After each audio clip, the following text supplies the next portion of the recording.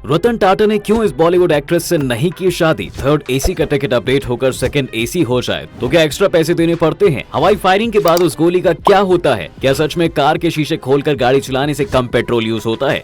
ऐसे ही interesting fact से update रहने के लिए हमारे पेज को अभी फॉलो कर लें। Fact number 6। दोस्तों, तो सभी जानते हैं कि रतन टाटा ने आज तक शादी नहीं की है, पर क्या आप ये जानते हैं कि एक वक्त में उनका अफेयर बॉलीवुड की एक एक्ट्रेस से चल रहा था? जी हाँ, और उस एक्ट्रेस से वो शादी भी करने वाले थे।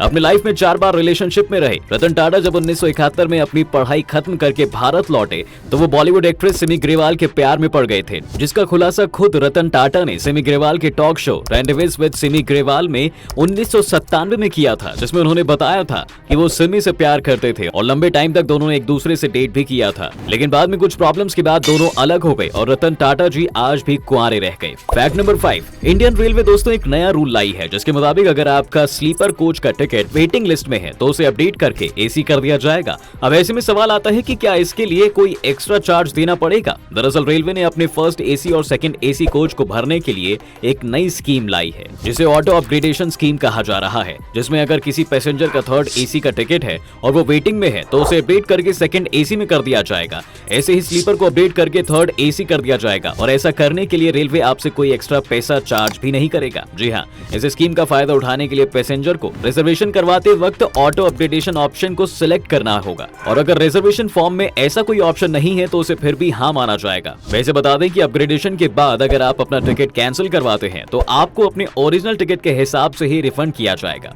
Fact number 4। दोस्तों, रिसेंटली एप्पल ने मुंबई के जियो वर्ल्ड ड्राइव मॉल में अपना एक रिटेल स्टोर खोला है, जिसकी ओपनिंग में एप्पल के सीईओ टिम कुक खुद इंडिया आए थे। अब आपको लग रहा होगा कि भाई इंडिया में तो इतने सारे एप्पल के स्टोर हैं, तो इस स्टोर में ऐसा क्या है? तो आपको बता दें कि ये एप्पल का रिटेल स्टोर है और ऐसे स्टोर पूरी दुनिया में सिर्फ 26 ही हैं और आपको जो एप्पल स्टोर नजर आता है वो है रिटेलर स्टोर और दोनों में बहुत बड़ा फर्क है। दरअसल जब एप्पल को लगता है कि किसी देश में उनके प्रोडक्ट्स की मांग बहुत ज्यादा है तो वहाँ कंपनी अपना एक रिटेल स्टोर खोलती है।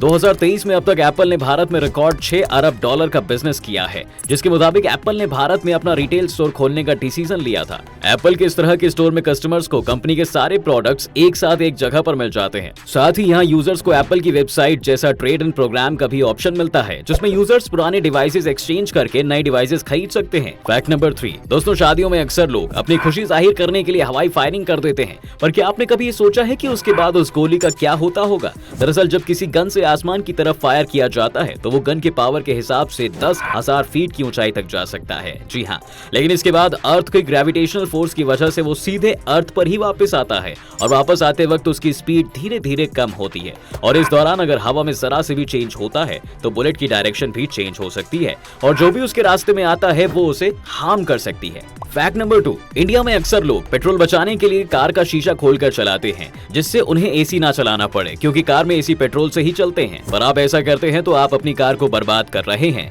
और ऐसा करने से आपकी कार में एरोडायनेमिक्स फॉल्ट आने के चांसेस ज्यादा बढ़ जाते हैं, क्योंकि कार को इस तरीके से डिजाइन किया जाता है कि हवा उससे बाहर आसानी से पास हो जाए और उसकी स्पीड पर कोई फर्क ना पड़े। लेकिन अगर आप कार के शीशे को खोलकर ड्राइव करते हैं तो इसमें कार को अपनी स्पीड मेंटेन रखने के लिए और ज्यादा पावर की जरूरत होती है। ऐसे में पेट्रोल एसी से चलने के मुकाबले ज्यादा खर्च होता है। Fact number 1। दोस्तों, आपकी स्क्रीन पर जो औरत नजर आ रही है आपको, वो पिछले 22 साल से पानी में रह रही है। जी हाँ, दरअसल दी इंडियन मरमेड के नाम से पॉपुलर इस 70 साल की औरत को एक अजीब स्किन डिजीज है, जिसमें इनकी स्किन धूप पड़ते ही जलने लगती है और इन्हें बहुत गर्मी लगने लगती है। लेकिन पानी से जलन से आराम मिलता है, इसलिए वो पिछले 22 साल से सूरज निकलने से पहले खुद को तालाब में डुबा लेती हैं और हर दिन 12 से 14 घंटे पानी के अंदर ही रहती हैं और सूरज निकलने के बाद ही तालाब से बाहर निकलती हैं। इस बीच उनके घर वाले उनसे मिलने तालाब पर ही आते हैं।